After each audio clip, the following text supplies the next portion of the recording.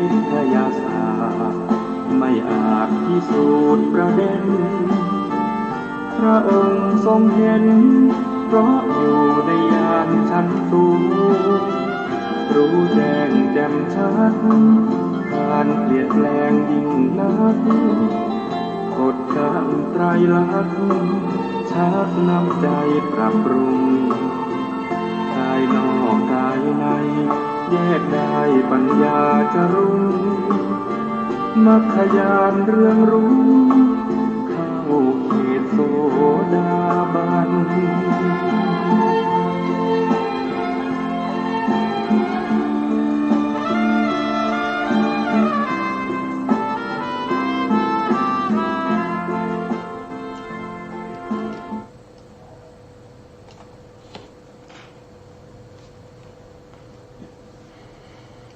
พุทธังสรณังกัจฉามิธัมมังสรณังกัจฉามิสังฆังสรณังกัจฉามิกราบนมัสการพระมหาเถระพระสังฆาธิการพระเถรานุเถระสวัสดีท่านผู้ฟังและผู้ชมทุกท่านกลับมาพบกับรายการพระไตรปิฎกลอยฟ้าครั้งนี้เป็นครั้งที่6ในเรื่องของการตั้งบารมีของพระสัมมาสัมพุทธเจ้าซึ่งข้อมูลทั้งหมดเราก็นำมาจากพระไตรปิฎกและอรรถกถาชุด91เล่มในเล่มที่73สุตตันตปิฎกคุตกานิกายพุทธวงศ์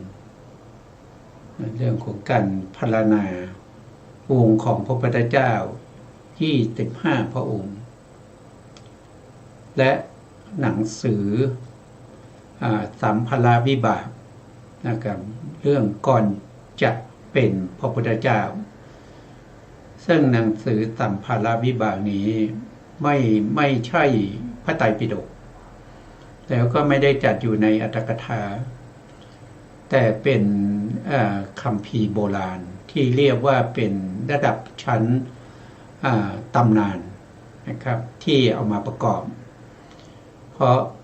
การสร้างบารมีของพระพุทธเจ้านั้นเป็นการสร้างบารมีที่ยืดยาวนานนะครับมีมาก่อน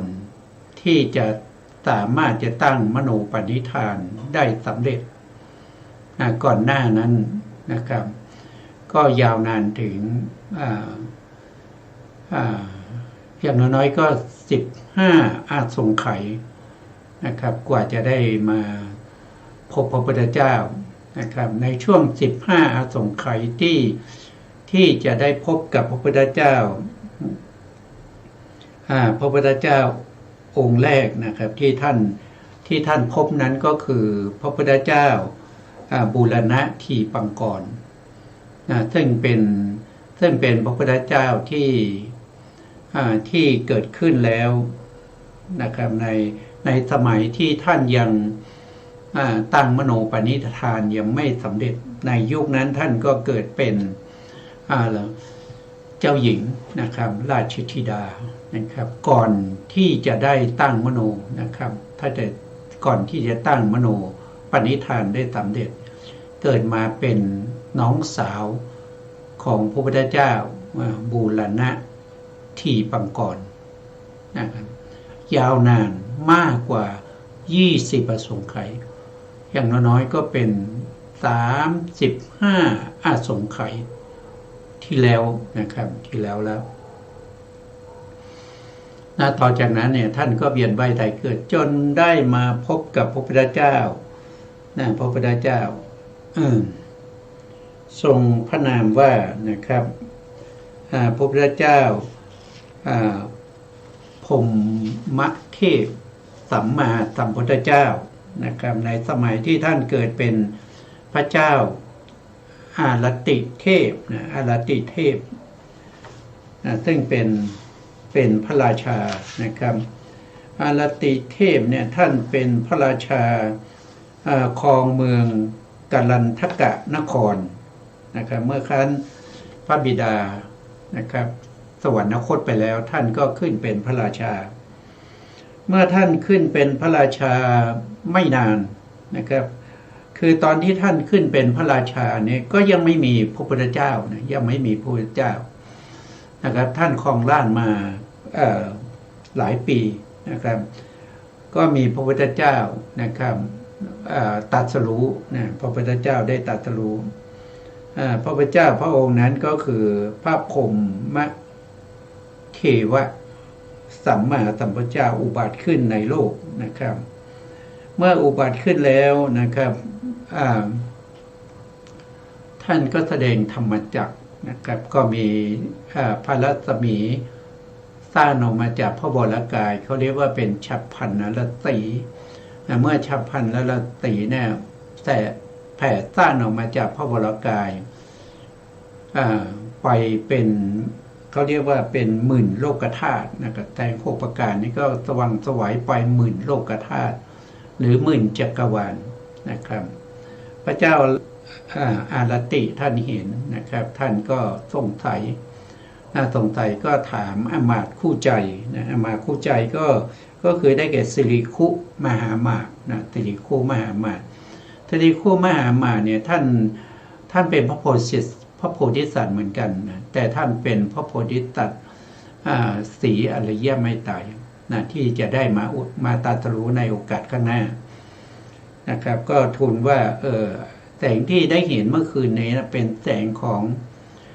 เป็นแสง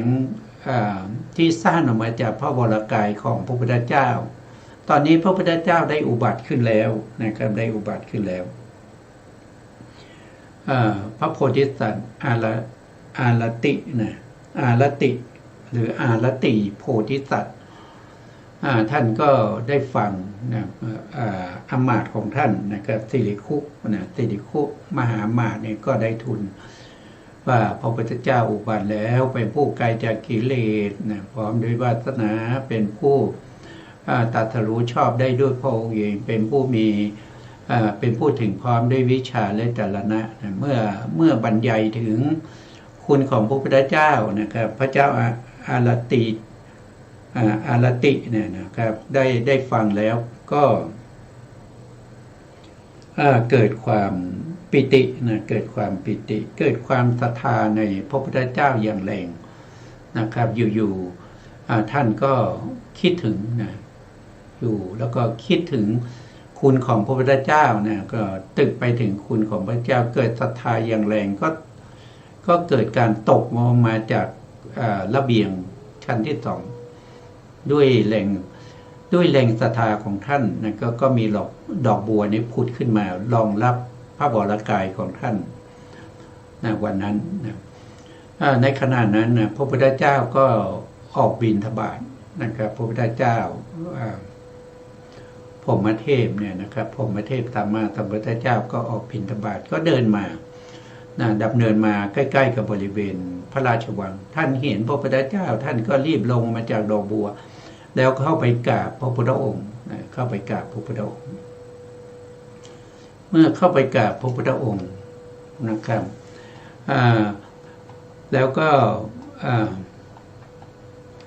เข้าไปกราบพระพุทธองค์นะครับแทบพระบาทของพระพุทธเจ้านะครับแล้วก็ตั้งมโนปณิธานนะครับพระพุทธเจ้าก็ท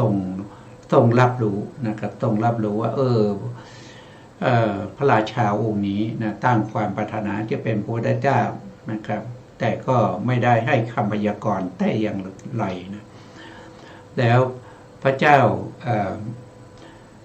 อารเทพอารติเทพเนี่ยนะครับท่านก็มาถวายอาหารบิณฑบาตนะครับแล้วก็ดูแลพระพุทธเจ้านะครับแล้วก็สร้างศาลาตั้งวิหารนะครับถวายแด่พระพุทธเจ้านะครับแต่ก็นึกไว้ในใจเท่านั้นอันนี้เป็นการตั้งมโนปณิธานสำเร็จเป็นครั้งแรกนะการที่จะนับว่าพระพุทธเจ้าบำเพ็ญบารมียาวนานถึง20 ประทงไข่แสนมากกับท่านก็นับเอาตั้งแต่ภพนี้เป็นต้นไปนะครับส่วนภพที่แล้วที่เริ่มตั้งความปรารถนาเป็นพระพุทธเจ้าตอนที่เป็นในเรือ นะครับเป็นกัปตันเรือนะครับแล้วก็เรือล่มแล้วก็แบกแม่นะครับแล้วก็ว่ายน้ำข้ามมหาสมุทรจนถึงฝั่งนั้นก็ปรารถนาเป็นพระพุทธเจ้าแต่ตรงนั้นเราไม่นับนะเพราะว่าตั้งมโน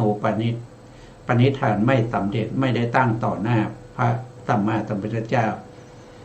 และครั้งที่สองนะครับที่ท่านเป็นพระราชานะครับเป็น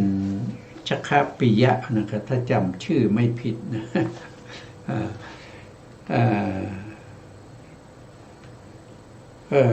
หรือชื่ออีกชื่อหนึ่งก็คือสัตตุตาปะนะครับสัตตุตาปะนะครับนั่นก็เป็นพระราชาที่ชอบกีฬาช้างนะครับก็เห็นช้างเนี่ยตกมันด้วยราคะนะครับท่านก็สละราชสมบัตินะครับแล้วก็ตั้งความปรารถนาเป็นพระพุทธเจ้าออกบวชในยุคนั้นอันนี้ก็ไม่นับนะไม่นับเพราะไม่ได้ตั้งมโนปณิธานครั้งแรกต่อหน้าพระพุทธเจ้านะครับก็ผ่านไปนะครับต่อมาก็มาเกิดเป็นในช่างทองนะครับแล้วก็ผิดศีลนะผิดศีลในข้อที่3กาเมนะกาเมจึงทำให้ท่านต้องไปตกนรกเวียนว่ายตายเกิดมายาวนานถึง14มหากาพย์แล้วก็กลับมาเกิดเป็นผู้หญิงนะครับเกิดเป็นผู้หญิงมาเป็นราชธิดาของพระเจ้าแผ่นดินพระเจ้าแผ่นดินมีบุตรคนโตนะครับก็ได้ตรัสรู้เป็นพระพุทธเจ้าได้ตรัสรู้ไปเป็นพระพุทธเจ้าไปแล้วนะครับก็ชื่อว่าบูรณะที่ปังกรนั้นนะครับเมื่อตรัสรู้เป็นพระพุทธเจ้าแล้วเจ้าหญิงก็ตั้งความปรารถนาจะเป็นพระพุทธเจ้าในโอกาสข้างหน้าต่อไปแต่พระพุทธเจ้าซึ่งเป็นพี่ชายที่ทรงพระนามว่าบูรณะที่ปังกรก็ไม่ได้ให้คำพยากรณ์ใดๆแล้วก็ไม่ได้หยุดการตั้งความปรารถนาเป็นพระพุทธเจ้าทางมโนปณิธานนี้ก็ต้องเป็นผู้ชายด้วยนะครับแต่ท่านเกิดเป็นผู้หญิงแล้วก็ไม่ได้ตั้งต่อหน้าของพระพุทธเจ้าฝากพระภิกษุไปทูลถามพระพุทธเจ้าว่าต่อไปในโอกาสข้างหน้านะครับก็ขอเป็นพระพุทธเจ้านะครับอันนี้ก็ไม่สำเร็จความเป็นมโนปณิธานนะครับก็เวียนว่ายตายเกิดมาอีกหลายภพหลายชาตินะครับก็มาเกิดมาเป็นพระเจ้าอารติเทพนะครับก็เป็นพระราชานะครับก็ได้ตั้งมโนปณิธานได้สำเร็จต่อหน้าพระพุทธเจ้าพระพุทธเจ้าพรหมเทพนะครับพระพุทธเจ้าพรหมเทพเนี่ยท่านเป็นพระพุทธเจ้าสมัยที่ท่านบรรเพ็ญบารมีมาเนี่ยท่านเป็นประเภทที่เป็นวิริยาธิกะว่าโทษทีเป็นสัทธาธิกะนะครับเป็นสัทธาธิกะสัทธาธิกะนี้คือตั้งมโนปณิธานสำเร็จแล้วก็เวียนว่ายตายเกิดนะครับแล้วก็ตั้งวจีปณิธานคือช่วงที่ตั้งมโนปณิธานก็อยู่ถึง14อสงไขยนะกว่าจะได้ตั้งวจีปณิธานตั้งวจีปณิธานอีกใช้เวลาอีกถึง18อสงไขยนะ18อสงไขยนะครับอันนี้ก็หลังจากนั้นก็ได้พุทธพยากรณ์นะครับต้องบำเพ็ญบารมีมาอีกถึง8อสงไขยแสนมหากัปนะพระพุทธเจ้าพระองค์นี้นะครับเป็นพระพุทธเจ้าประเภทสัทธาธิกะนะครับทรงพระนามว่าพระพรหมเทพนะครับแล้วก็ได้ตรัสรู้เป็นพระพุทธเจ้านะครับสัทธาธิกะเนี่ยตั้งแต่ตั้งมโนปณิธานจนได้เป็นพระพุทธเจ้าเนี่ยใช้เวลายาวนานถึง40อสงไขยแสนมหากัปนะส่วนพระโพธิสัตว์ของเรานะครับตอนนี้กำลังเป็นพระราชานะครับทรงพระนามว่าอารติเทพนะครับใช้เวลาบำเพ็ญบารมีทั้งหมดแล้วรวมกันแล้ว20อสงไขยแสนมหากัปเป็นประเภทที่เป็นปัญญาธิกะนะครับ เป็นประเภทที่เป็นปัญญาธิกะนะหลังจากนั้นท่านก็สละราชสมบัติแล้วก็ออกบวชนะครับออกบวชนะครับเวียนว่ายตายเกิดนะครับแล้วก็มาเป็นมาในภพที่ได้ตั้งวจีปณิธานท่านก็ได้มาเกิดมาเป็นพระเจ้าสาครพระเจ้าสาครพระเจ้าสาครเนี่ยเกิดมาแล้วท่านก็บำเพ็ญเขาเรียกว่าเป็นจักรพรรดิวัดนะจักรพรรดิวัดจักรพรรดิวัดนะครับจนได้เป็นพระเจ้าจักรพรรดินะเป็นพระเจ้าจักรพรรดิครองราชย์มาได้ประมาณ5 ปีนะพระพุทธเจ้าก็อุบัติขึ้นเมื่อพระพุทธเจ้าอุบัติขึ้นท่านรู้ว่าพระพุทธเจ้าอุบัติขึ้นแล้วท่านก็ได้เข้ามาเฝ้าพระพุทธเจ้านะครับคือตอนที่ท่านได้เป็นท่านปฏิบัติเพื่อความเป็นจักรพรรดินะมหาจักรพรรดินะแล้วท่านก็ได้สำเร็จท่านก็มีจักรแก้วนะจักรแก้วอยู่เวลาที่ท่านจะไปยึดแผ่นดินไหนนะท่านก็ปล่อยจักรแก้วไปนะครับไม่ต้องลบด้วยกำลังทหารนะครับนะอยู่มาวันหนึ่งเนี่ยจักรแก้วของท่านนี่ก็ตกจากผ่านที่ประดิษฐานของจักรแก้วจักรแก้วนั้นก็ตกมาแล้วก็พอตกมานะครับก็แทรกแผ่นดินหายไปความเป็นพระเจ้าจักรพรรดิก็หมดไปนะครับหมดไปเพราะอะไรก็เพราะว่าพระพุทธเจ้าเกิดขึ้นแล้วนะผู้ที่จะยิ่งใหญ่กว่าพระพุทธเจ้าไม่มีนะครับนะไม่มีเพราะว่าในยุคหนึ่งสมัยหนึ่งนะครับพระเจ้าจักรพรรดิกับพระพุทธเจ้าจะไม่เกิดร่วมสมัยกันนะครับเมื่อพระพุทธเจ้าเกิดขึ้นนะพระเจ้าจักรพรรดิก็หมดความเป็นพระเจ้าจักรพรรดินะเพราะว่าจักรแก้วหายไปแล้วนะจักรแก้วก็แทรกแผ่นดินหายไปแล้วแล้วก็อีกอย่างหนึ่งนะครับในสมัยที่มีพระพุทธเจ้าเนี่ยจะไม่มีพระเจ้าจักรพรรดิจะไม่มีพระปัจเจกพุทธเจ้านะครับพระปัจเจกพุทธเจ้าก็เกิดไม่ได้ในสมัยที่มีพระพุทธเจ้าในสมัยที่มีพระพุทธเจ้าหรือในสมัยที่มีคำสั่งสอนของพระพุทธเจ้ายังคงดำรงอยู่นะครับพระปัจเจกพุทธเจ้าเกิดไม่ได้แล้วก็พระเจ้าจักรพรรดิก็เกิดไม่ได้นะครับเกิดไม่ได้จะต้องมีเฉพาะพระพุทธเจ้านะครับหลังจากที่ท่านเข้าเฝ้าพระพุทธเจ้าเสร็จแล้ว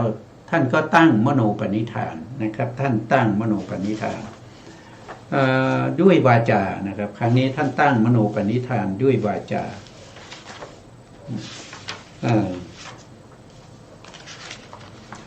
อาการท่านตั้งมโนปณิธานด้วยวาจานะครับว่าต่อไปในภายภาคหน้านะครับก็ขอให้ได้ตรัสรู้เป็นพระพุทธเจ้าองค์ใดองค์หนึ่งในโอกาสข้างหน้านะครับต่อหน้าพระพุทธเจ้าพระพุทธเจ้าของเราก็พิจารณาดูนะครับพิจารณาดูแล้วก็เห็นว่าพระเจ้าสาครเนี่ยเคยตั้งมโนปณิธานมาแล้วนะครับถึง7อาสงไขย7อาสงไขยผ่านไปแล้วตอนนี้ก็เป็นพระราชาพระเจ้าสาครนะครับก็ตั้งวจีปณิธานนะครับตั้งว่านะครับต่อไปในภายภาคหน้าเนี่ยนะครับขอเป็นเราว่าย่อๆนะครับว่าย่อๆ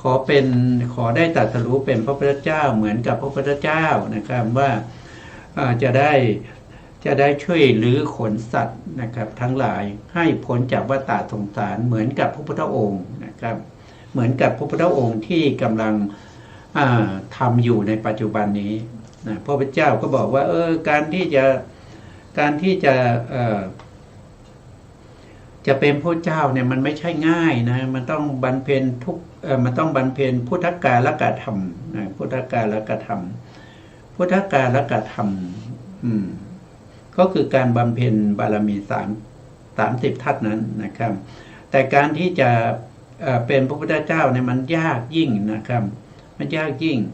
เปรียบเสมือนกับในท้องจักรวาลเนี่ยนะครับที่หาประมาณไม่ได้เนี่ยมีหลุมถ่านเพลิงที่กำลังติดนะครับไฟกำลังลุกช่วงอยู่เลยนะถ้าบุคคลใดที่สามารถจะเดินข้ามจักรวาลไปลุยลงไปเดินบนถ่านเพลิงนั้นนะครับ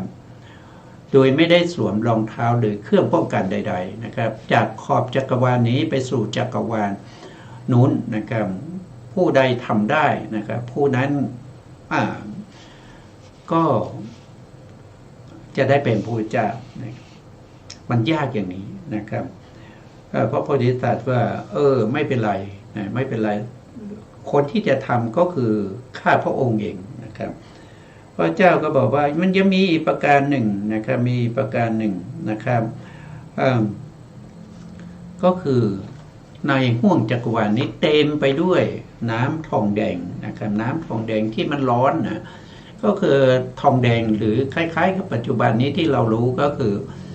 พวกลาวานะครับที่มาจากภูเขาไฟที่มันหลอมละลายที่มันไหลลงมาจากภูเขานั้นนะภูเขาไฟนั้นคล้ายๆอย่างนั้นนะครับแล้วก็ลาวาหรือว่า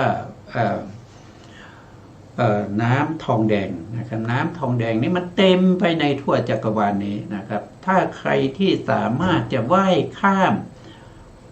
จากฟากนี้ไปสู่ฟากนู้นนะครับขอบจักรวาลนู้นได้บุคคลนั้นก็จะได้เป็นพระพุทธเจ้านะครับมันยากนะครับมันลำบากไม่ใช่ง่ายๆนะพระโพธิสัตว์นะอารัตติเทพก็บอกว่าข้าพระองค์เองนะข้าพระองค์จะข้ามจากฝั่งว่ายข้ามจากฝั่งนี้ไปฝั่งนู้นให้ได้นะเมื่อพูดอย่างนี้นะครับพระพุทธองค์ก็ยังไม่ได้ให้คำพยากรณ์นะครับอันนี้เป็นการตั้งวจีปณิธานครั้งแรกนะครับได้สำเร็จได้สำเร็จครั้งแรกก็คือตั้งมโนปณิธานมาจนถึงในภพที่เป็นพระเจ้าสาครนี่ก็ใช้เวลา7 อสงไขยนะใช้เวลา7 อสงไขยแล้วก็จากพระเจ้าสาครนะครับต่อไปนะครับก็ต้องใช้เวลาอีกถึง9 อสงไขยนะตั้งวจีปณิธานอีก9 อสงไขยถึงจะได้ไปพบกับพระพุทธเจ้าอีกพระองค์หนึ่งนะครับพระพุทธเจ้าพระองค์นั้นท่านก็จะให้คำพยากรณ์นะครับพระเจ้าสาครเมื่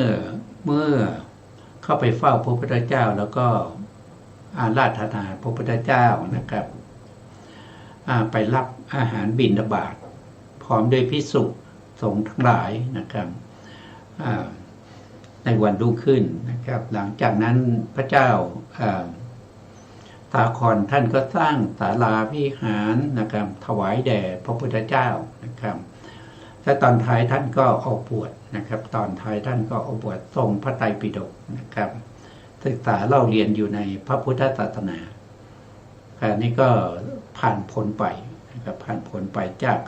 ากการตั้งวจีปณิธานเป็นพระพุทธเจ้าได้สำเร็จต่อไปเราก็จะมาศึกษาเกี่ยวกับเรื่องของ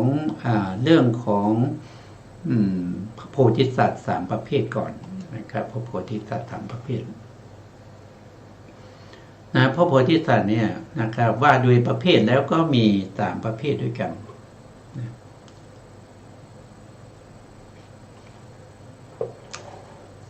แล้วก็แบ่งแยกกันยังไงนะครับแบ่งแยกพระโพธิสัตว์กันยังไงพระโพธิสัตว์ก็แบ่งแยกด้วยปัญญานะครับด้วยปัญญาของผู้บำเพ็ญแล้วก็ด้วยศรัทธาข้อที่2ก็คือด้วยศรัทธาข้อที่3ก็คือด้วยความเพียรคือวิริยะบุคคลใดตั้งความปรารถนาเป็นพระพุทธเจ้าถ้ายิ่งด้วยปัญญานะครับมีศรัทธาและก็วิริยะเนี่ยปานกลางแต่ยิ่งด้วยศรัทธายิ่งด้วยปัญญาอย่างเช่นพระโพธิสัตว์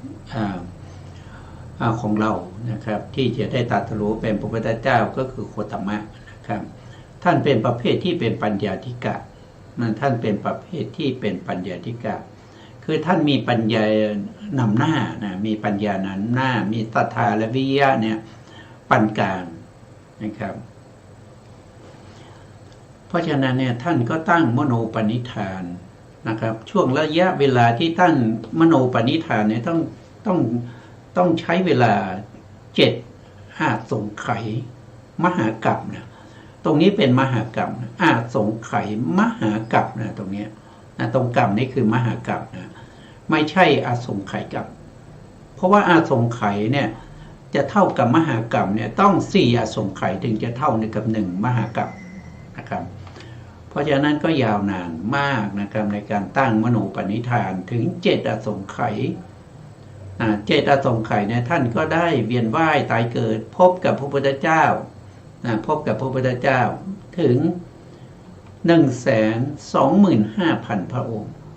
ในช่วงระยะเวลาที่เวียนว่ายตายเกิดนั้นได้พบพระพุทธเจ้า 125,000 พระองค์แล้วก็ได้ศึกษาได้ออกบวชได้ศึกษาพระไตรปิฎกอัตถกถาฎีกานุฎีกาโยชนากันธีของพระพุทธเจ้าแล้วก็ของพระอรหันต์ทั้งหลายนะที่ได้แสดงไว้นะครับแล้วท่านก็ส่งพระไตรปิฎกนะครับเข้าใจในคำสั่งสอนของพระพุทธเจ้าในยุคสมัยที่มีพระพุทธเจ้าในยุคสมัยที่ไม่มีพระพุทธเจ้าเนี่ยนะครับก็ไม่มีใครรู้และก็ไม่มีใครทราบในเรื่องของคำสั่งสอนของพระเจ้านะครับแต่ในยุคในสมัยที่ไม่มีพระเจ้านั้นนะครับก็ยังมีพวกที่เป็นฤาษีนะเป็นฤาษีชีพายเป็นนักบวชนะบางคนก็ยังสามารถที่จะได้ฌานนะครับได้ฌานได้ปฐมฌานทุติยฌานตติยฌานนะครับจตุตฌานบางคนก็ได้ถึงอรูปฌานนะครับอันนี้คือมันมีอยู่นอกพระพุทธศาสนาอยู่แล้วพระพุทธเจ้าจะสอนหรือไม่สอนก็ได้ในสิ่งนี้มันมีอยู่แล้วนะครับแต่ถ้าพระพุทธเจ้าอุบัติขึ้นมาเนี่ยสิ่งที่พระพุทธเจ้าจะสอนนั่นก็คือสอนให้สัตว์ทั้งหลายเนี่ยพ้นจากวัฏฏะสงสารสอนให้สัตว์ทั้งหลายเนี่ยได้เข้าถึงมรรคผลนิพพานได้ไม่ต้องตายอีกนะครับไม่ต้องตายอีกนะก็คือไม่ตายแล้วไม่เกิดนะพอไม่เกิดก็ไม่ต้องตายนะเข้าสู่ปรินิพพานอันนี้คืออย่างเดียวนะที่พระพุทธองค์สอนนั่นก็คืออริยสัจสี่สอนเรื่องอะไรสอนในเรื่องของทุกข์นะครับสอนในเรื่องของเหตุให้เกิดทุกข์นะครับทุกข์แล้วก็เหตุให้เกิดทุกข์ก็คือสมุทัยนะครับสอนในเรื่องของนิโรธนิโรธก็คือพระนิพพานเป็นที่ดับของทุกข์แล้วก็ของเหตุให้เกิดทุกข์ตรงไหนที่ทุกข์ดับแล้วก็เหตุให้เกิดทุกข์ดับทุกข์จะไม่เกิดขึ้นอีกนะครับแล้วก็สมุทัยคือเหตุให้เกิดทุกข์ก็จะไม่เกิดอีกตรงนั้นแหละคือพระนิพพานนั่นก็คือพระนิพพานคือนิโรธนะครับแล้วก็ยังสอนในเรื่องของข้อปฏิบัติให้ถึงนิโรธนะคือข้อปฏิบัติให้ถึงความดับทุกข์นั่นก็คือสอน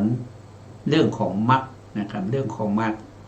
อริยมรรคมีองค์8อันเป็นองค์แห่งองค์มรรคนะครับในการที่จะประพฤติปฏิบัตินะครับให้เข้าถึงนิพพานอันนี้ก็คือคำสั่งสอนของพระเจ้านะครับแต่ในเรื่องของสมาธิในเรื่องของศีลเรื่องของสมาธิเรื่องของการให้ทานพวกนี้มีมาก่อนที่จะมีพระพุทธเจ้านะครับเพราะฉะนั้นในยุคในสมัยที่ไม่มีพระพุทธเจ้าที่พระโพธิสัตว์ไปเวียนว่ายตายเกิดท่านก็ได้ศึกษาในเรื่องของทานนะครับเรื่องของศีลเรื่องของสมาธินะครับอยู่แล้วจนท่านก็ได้สมาธิจนถึงอัปปนาสมาธิอยู่แล้วนะครับก็เวียนว่ายตายเกิดมานะครับเวียนว่ายตายเกิดมาถึง7 อสงไขยได้พบกับพระพุทธเจ้า 125,000 พระองค์ นะครับตรงนี้ตั้งมโนปณิธานเนี่ยท่านก็ตั้งมโนปณิธานกับพระพุทธเจ้าที่มีพระนามว่าพรหมเทพนะพรหมเทพสัมมาสัมพุทธเจ้านะครับในสมัยที่ท่านเป็นอารติเทพนะครับเป็นพระราชานะพระเจ้าอารติเทพตั้งมโนปณิธานสำเร็จในยุคของพระพุทธเจ้าพรหมเทพสัมมาสัมพุทธเจ้าแล้วก็เวียนว่ายตายเกิดมานะครับเวียนว่ายตายเกิดมาจนได้เจตสงไขยท่านก็มาพบกับพระพุทธเจ้านะครับที่เราทราบแล้วนะครับที่พูดไปแล้วคือพระพุทธเจ้าพระพุทธเจ้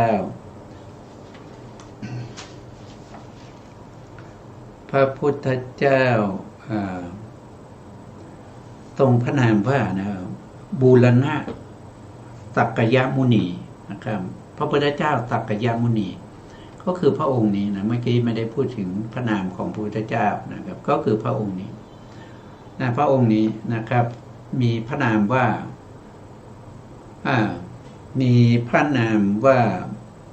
บูรณะสักกยมุนีนะบูรณะสักกยมุนีอันนี้ก็คือพระเจ้าสาครนะครับตั้งวจีปณิธานต่อพระพุทธเจ้าบูรณะสักกยมุนีนะก็คือผ่านมาเจตสงไขยแล้วก็มาตั้งวจีปณิธานนะครับหลังจากตั้ง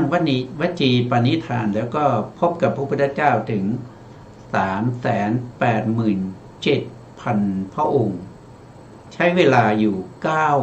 อสงไขยมหากัปยาวนานนะครับแล้วก็ผ่าน9อสงไขยมหากัปนะครับท่านก็จะได้ตั้งกายวจีปณิธานอันนี้เรายังไม่ได้พูดถึงนะครับในยุคที่ท่านตั้งกายวจีปณิธานนั้นท่านก็เป็นเศรษฐีนะครับเป็นเศรษฐีชื่อว่าสุเมธะชื่อว่าสุเมธะแล้วเมื่อพ่อแม่เสียชีวิตแล้วท่านก็สละทรัพย์สินเงินทองนะครับไร่นาพืชสวนนะครับทรัพย์สมบัติทั้งหลายแล้วก็ออกบวชนะครับแล้วก็ออกบวชเป็นสุเมธะดาบสเป็นสุเมธาดาบสก็ได้พบกับพระพุทธเจ้าที่ชื่อว่าทีปังกรสัมมาสัมพุทธเจ้าแล้วท่านก็ได้สละชีวิตนะครับเพื่อให้พระสัมมาสัมพุทธเจ้าและก็พระภิกษุนะครับที่เป็นสาวกของพระพุทธเจ้าทีปังกร 400,000 รูปเหยียบหลังข้ามหลุมอะไรหลุม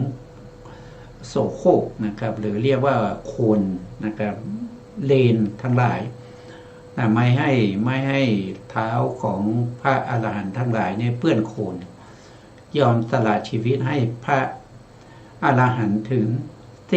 400,000 องค์นะครับเหยียบข้ามไปแล้วก็ตั้งวจีปณิธานว่าด้วยบุญนี้นะครับก็ขอให้ได้เป็นพระพุทธเจ้าในโอกาสข้างหน้า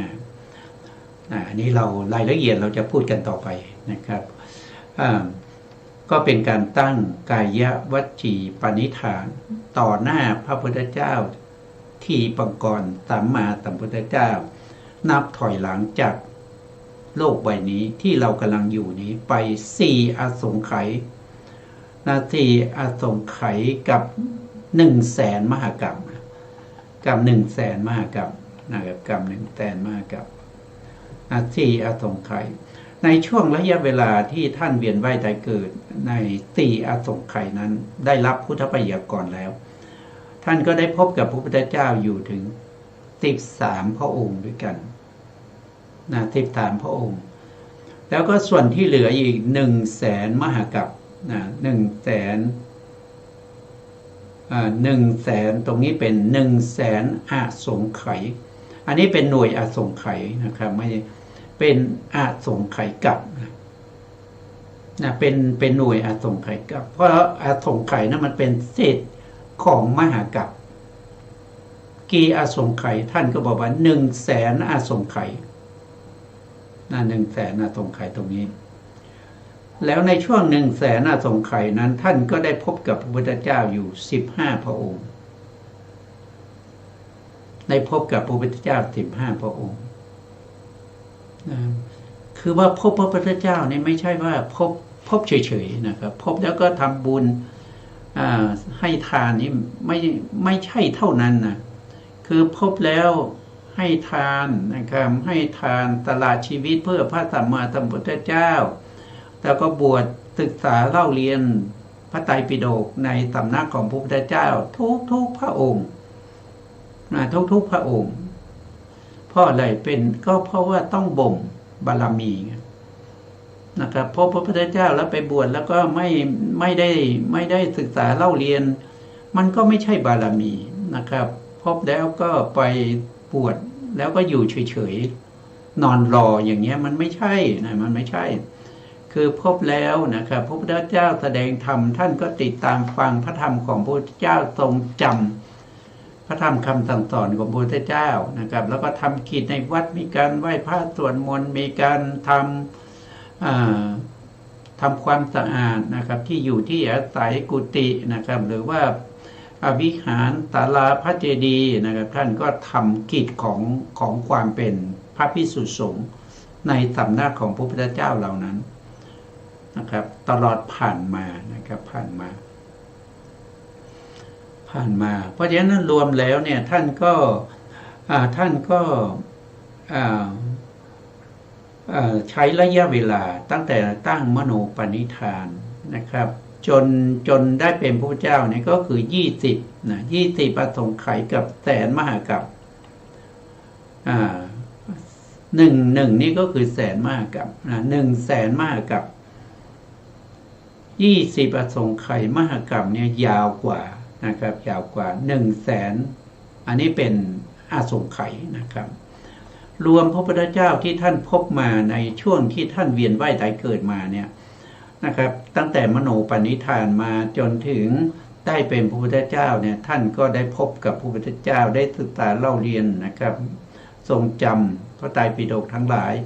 มาถึง512,028 พระองค์ด้วยกันนี่เป็นประเภทที่เป็นปัญญาธิกะนะครับเป็นปัญญาธิกะเป็นประเภทที่เป็นปัญญาธิกะ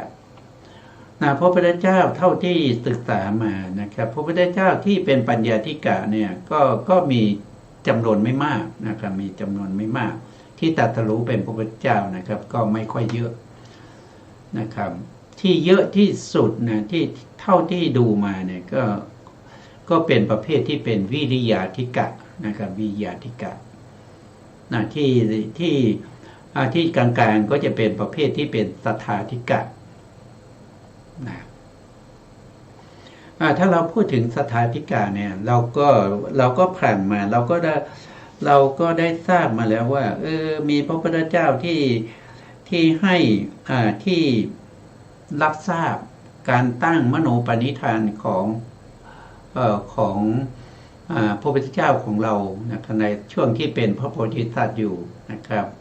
พระพุทธเจ้าองค์นั้นนะที่ท่านตั้งมโนปณิธานสำเร็จผู้ที่เป็นพระพุทธเจ้าในช่วงนั้นก็เป็นพรหมเทพสัมมาสัมพุทธเจ้านะเป็นประเภทที่เป็นวิริยาธิกะพรหมเทพสัมมาสัมพุทธเจ้าเนี่ยท่านก็สร้างบารมีเหมือนกันนะครับไม่ใช่ว่าอยู่ๆได้เป็นพระพุทธเจ้านะในช่วงที่ท่านสร้างบารมีนั้นนะท่านก็ตั้งมโนปณิธานได้สำเร็จต่อหน้าพระพุทธเจ้าหลังจากนั้นท่านใช้เวลาในการทำบุญแล้วก็ตั้งความปรารถนาในใจนะครับไม่ได้เอ่ยวาจาบอกใครใช้เวลาถึง14อาสงไขย14มหากัปนะ14อาสงไขยมหากัปก็คือเอาหน่วยของอาสงไขยกับมหากัปรวมกันก็คือมหากัปที่มันมากจนนับไม่ได้ก็คือมีอาสงไขยมา นะก็ใช้เวลาผ่านไปถึง14อสงไขยตั้งมโนปณิธาน14อสงไขยซึ่งมากกว่าพระพุทธเจ้าประเภทที่เป็นปัญญาธิกะถึงเท่าไหร่1 เท่าตัวปัญญาธิกะใช้เวลา7อสงไขยแต่ตถาธิกะใช้เวลาถึง14อสงไขยยาวนานไปอีกเท่าหนึ่งนะแล้วในช่วงเวลา14อสงไขยอสงไขยมหากาพย์นั้นนะ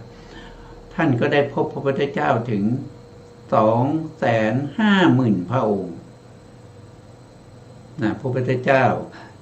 พรหมเทพนะครับท่านก็ใช้เวลาตั้งมโนปณิธาน14อสงไขยได้พบกับพระพุทธเจ้าถึง 250,000 พระองค์นะครับแล้วก็ยังตรัสรู้ก่อนพระพุทธเจ้าของเรานะครับพระเจ้าของเรายังต้องไปตั้งมโนปณิธานต่อหน้าพระพักตร์ของท่านนะครับได้สำเร็จเป็นมโนปณิธานนะก็สำเร็จต่อจากนั้นนะพระพุทธเจ้า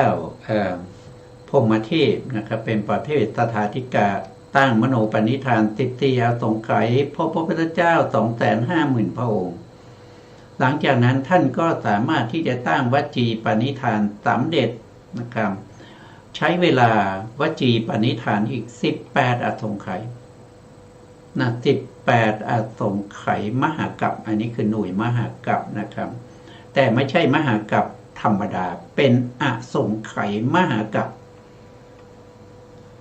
ช่วงนี้ท่านก็ได้พบกับพระพุทธเจ้าถึง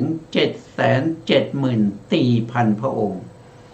นะพระพุทธเจ้าที่พูดมานี่จำนวนมากเนี่ยไม่ใช่ว่าท่านพบในยุคสมัยเดียวนะคือท่านเวียนว่ายตายเกิดมามากมายเหลือเกินนะครับบางยุคบางสมัยท่านไม่เคยได้พบพระพุทธเจ้าเลยเพราะพระพุทธเจ้าไม่มาอุบัติบางยุคบางสมัยเป็นอาสงไขยมหากัปไม่มีพระพุทธเจ้าเลยแต่ที่ท่านพบเนี่ยนะครับท่านพบเนี่ยก็จะพบจำนวนตามระยะเวลาที่เป็นมโนปณิธาน14อสงไขยในช่วงนั้น14อสงไขยนั้นได้พบพระพุทธเจ้า 250,000 พระองค์พอตั้งวจีปณิธานสำเร็จใช้เวลาอยู่ในช่วงนั้นอีก18อสงไขยมหากัปในช่วงนี้ก็พบกับพระพุทธเจ้าถึง 774,000 พระองค์นะครับไม่ใช่คือระยะเวลานี้มันยาวนานมากนะครับแต่พระพุทธเจ้าเนี่ยเกิดขึ้นได้น้อยนะได้น้อยบางยุคบางสมัยไม่มีพระพุทธเจ้าเลยนะในอาสงไขยมหากาพย์เนี่ยไม่มีพระพุทธเจ้าเลยแต่ก็เราก็ยังเห็นว่าโอ้พระพุทธเจ้าก็มีมากมายถึง 774,000 พระองค์อันนี้บอกว่าไม่ใช่ได้พบพระพุทธเจ้าทุกๆภพเนี่ยคือรวมแล้วเนี่ยมันได้แค่นี้แหละแค่นี้ถือว่าน้อยนะถือว่าน้อยมากนะเมื่อเทียบกับอาสงไขยนะ18อสงไขยแล้ว18อสงไขยเป็นระยะเวลาที่ยาวนานพระพุทธเจ้า 774,000 เนี่ยองค์เนี่ยเป็นพระพุทธเจ้าที่อุบัติขึ้นใน18อสงไขยนั้นแต่ถือว่าเป็นการอุบัติของพระพุทธเจ้านี่น้อยนะครับเพราะหลายยุคหลายสมัยเนี่ยไม่มีอะไรไม่มีพระพุทธเจ้านะครับเมื่อตั้งวจีปณิธานสำเร็จท่านก็เวียนว่ายตายเกิดนะครับแล้วก็พบพระพุทธเจ้าแต่ละองค์ก็ได้ศึกษาเล่าเรียนทรงจำพระไตรปิฎกทั้งหลายมาเรื่อยๆผ่านมาจนถึง 774,000 พระองค์นะครับหลังจากนั้นท่านก็ได้รับพุทธพยากรณ์นะครับก็เรียกว่าเป็นกายวจีปณิธานกายวจีปณิธานในช่วงที่อยู่ในกายวจีปณิธานท่านใช้เวลาถึง8อสงไขยมหากัปนะครับแต่พระพุทธเจ้าที่เป็นปัญญาธิกะเนี่ยใช้เวลา4อสงไขยมหากัปท่านก็ใช้เวลามากขึ้นอีก1 เท่าตัว ในช่วงนี้ท่านก็ได้พบกับพระพุทธเจ้า25พระองค์นะครับได้พบพระพุทธเจ้า25พระองค์แล้วในช่วงเศษอีก100,000 มหากรัปเนี่ย100,000 มหากรัปเนี่ยท่านก็ได้พบพระพุทธเจ้าอยู่30พระองค์ด้วยกันนะครับรวมระยะเวลาแล้วเนี่ยรวมระยะเวลาแล้วก็คือ40อสงไขย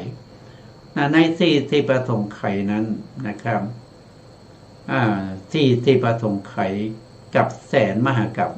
นะครับกับ100,000 มหากรัป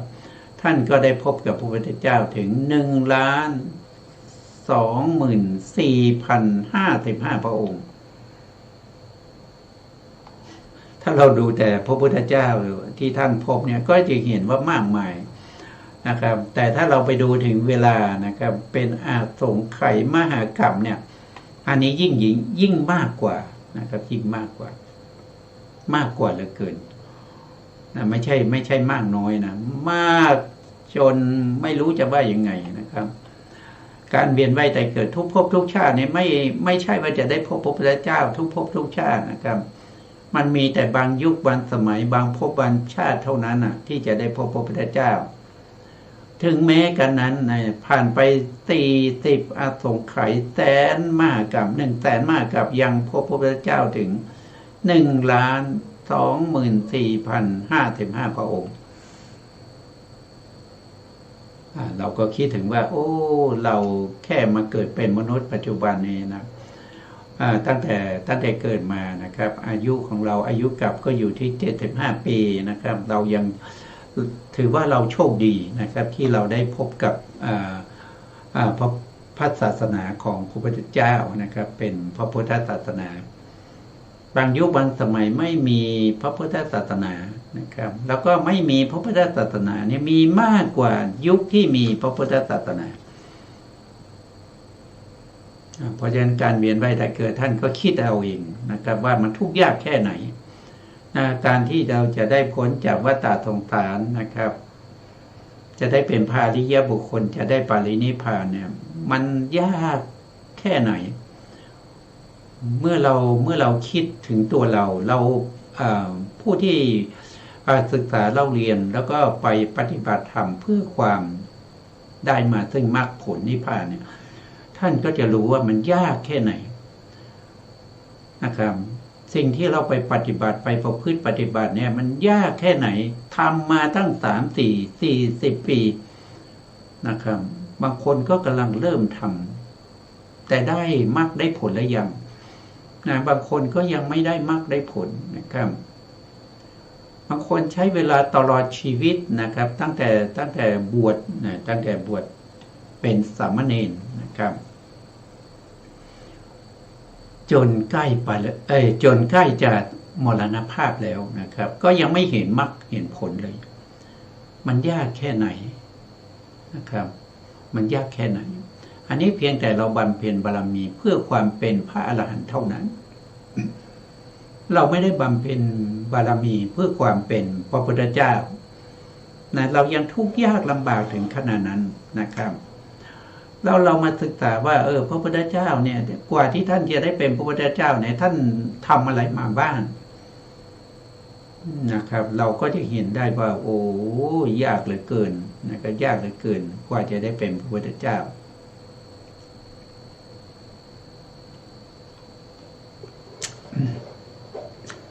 ไม่ใช่ง่ายๆนะไม่ใช่ง่ายๆถ้าเราน้อมมาเทียบกับตัวเรานะครับเราก็จะรู้ถึงความยากลำบากของผู้ที่เข้าบำเพ็ญบารมีเพื่อความเป็นพระพุทธเจ้านะอันนี้ก็คือผ่านไปแล้ว2ประเภทนะครับประเภทที่1ก็คือปัญญาธิกะนะประเภทที่1ปัญญาธิกะเนี่ยใช้เวลารวมทั้งหมดก็คือ20อสงไขยกับ100,000 มหากรัปกว่าจะได้เป็นพระพุทธเจ้านะครับแล้วก็ประเภทที่2นั่นก็คือประเภทที่เรียกว่าเป็นตถาธิกะตถาธิกะเนี่ยก็จะใช้เวลา มากกว่าปัญญาธิกะไปอีก1 เท่าตัวนะครับแล้วก็จะต้องศึกษาเล่าเรียน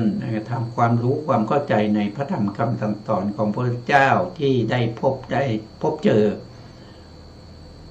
ก็ประมาณสองเท่าของปัญญาธิกะนะครับปัญญาธิกะเนี่ยพระพุทธเจ้ารวมทั้งหมดเนี่ย512,028 พระองค์แต่ถ้าเป็นประเภทสัทธาธิกะเนี่ยต้องพบพระพุทธเจ้าถึง1,24,055 พระองค์แล้วก็ใช้เวลายาวไปอีก1 เท่าตัวก็คือ40 อสงไขยแสนมหากัปก็ทั้งยากทั้งลำบากแล้วก็ต้องใช้เวลาที่ยาวนานนะครับแล้วก็จะยิ่งไปที่เป็นพระพุทธเจ้าประเภทที่เป็นวิริยาธิกะอีกครับวิริยาธิกะเนี่ยก็ต้องใช้เวลาที่ยาวนานกว่าตถาธิกะไปอีก1 เท่าตัว1 เท่าตัวอย่างที่เรารู้นะครับว่าวิริยาธิกะนี่ได้แก่พระพุทธเจ้าองค์ไหนบ้างนะครับแต่ที่เราผ่านมาเนี่ยเราก็ได้ยินแล้วว่าพระพุทธเจ้าบูรณะทีปกรณ์เนี่ยท่านเป็นวิริยาธิกะนะที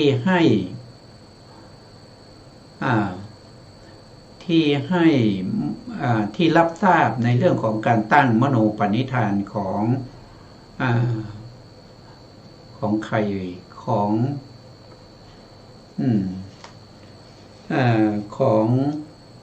พระเจ้าอารติเทพนะอารติเทพนะครับก็คือพระโพธิสัตว์ของเรานะครับตั้งมโนปณิธานนะครับแล้วก็ตั้งวจีปณิธานกับพระพุทธเจ้าบูรณะสักยมุนีสักยมุนีนี่เป็นประเภทที่เป็นสถาธิกะแต่ถ้าเราพูดถึงใกล้ๆนะครับใกล้ๆกับตัวเราเลยนะพระพุทธเจ้าที่เป็นตถาธิกะเนี่ยก็คือได้แก่พระพุทธเจ้ากัสสปะนะพระพุทธเจ้ากัสสปะพระพุทธเจ้ากัสสปะคือใครพระพุทธเจ้ากัสสปะก็คือพระพุทธเจ้าที่เพิ่งผ่านไปก่อนหน้าพระพุทธเจ้าโคตมะนะครับพระพุทธเจ้าของเราพระนามว่าโคตมะใช่ไหมครับหรือบางทีก็เรียกว่าเป็นสมณะโคดมอย่างเงี้ยแล้วก็มีพระพุทธเจ้าที่ท่านมาตรัสรู้แล้วก็เผยแพร่พระพุทธศาสนาแล้วก็ปณิพพานไปก่อนพระพุทธเจ้าโคตมะนั้นก็คือได้แก่พระพุทธเจ้ากัสสปะพระพุทธเจ้ากัสสปะนี้ท่านเป็นประเภทที่เป็นตถาธิกะนะเป็นประเภทที่เป็นตถาธิกะเราก็ได้ทราบนะครับว่าพระพุทธเจ้าประเภทที่เป็นตถาธิกะมี2 ท่านแล้วนะ2 ท่าน1ก็คือได้แก่พระพุทธเจ้าพรหมเทพนะครับ2ก็คือได้แก่พระพุทธเจ้ากัสสปะนะครับส่วนใครจะเป็นตถาธิกะอีกเราก็จะศึกษากันต่อไปนะครับส่วนวิริยาธิกะเนี่ยที่เราทราบนะครับก็ผ่านไป1 พระองค์นะครับก็คือได้แก่บูรณะตักกยมุนีนะครับก็เป็นวิริยาธิกะนะครับที่รับทราบได้ทราบพระเจ้าสาครนะครับตั้งวจีปณิธานนะครับตั้งวจีปณิธานแล้วก็อีกท่านหนึ่งนะครับพระพุทธเจ้าอีกองค์หนึ่งที่ยังไม่ได้มาตรัสรู้นะพระพุทธเจ้าองค์นั้นก็คือพระศรีอริยเมตไตรนะพระศรีอริยเมตไตรท่านเป็นประเภทที่เป็นวิริยาธิกะท่านพร้อมที่จะตรัสรู้เป็นพระพุทธเจ้าอยู่แล้วนะครับท่านบารมีมาเต็มแล้วท่านจะมาตรัสรู้ในภัตตกัปนี้นะครับต่อจากพระพุทธเจ้าโคตมะของเรานะครับแต่จะมาเมื่อไหร่เราก็จะต้องศึกษากันไปนะครับแต่วันนี้เวลาเราก็หมดแล้วนะครับเพราะฉะนั้นเราก็จะต้องคืนเวลาให้ทางสถานีนะครับ ซึ่งทำไมเราต้องศึกษานะครับก็ต้องศึกษานะครับว่าพระประเทศเจ้าของเราเนี่ยไม่ใช่ได้มาง่ายๆนะครับเพื่อให้เกิดศรัทธาว่าท่านทำอย่างนี้เพื่อพวกเรานะครับไม่ใช่ทำเพื่อตัวเองนะครับวันนี้เวลาหมดแล้วครับสุดท้ายนี้ก็ขอกราบขอบพระคุณพระครูสมุทรวิสุวัตรวรกิจโจผู้อำนวยการสถานีวิทยุเพื่อการศึกษาพระพุทธศาสนาและวัฒนธรรม FM 104.5 เมกะเฮิรตซ์วัดไฟหินจังหวัดเชียงใหม่และขอกราบขอบพระคุณพระครูปริยัติยานุตตะนะครับแล้วก็ขอบคุณท่านผู้ฟังและผู้ชมทุกท่านนะครับที่ให้เกียรติติดตามในรายการพระไตรปิฎกลอยฟ้าพบกันใหม่ในครั้งต่อไปครับวันนี้ลาไปก่อนครับสวัสดีครับ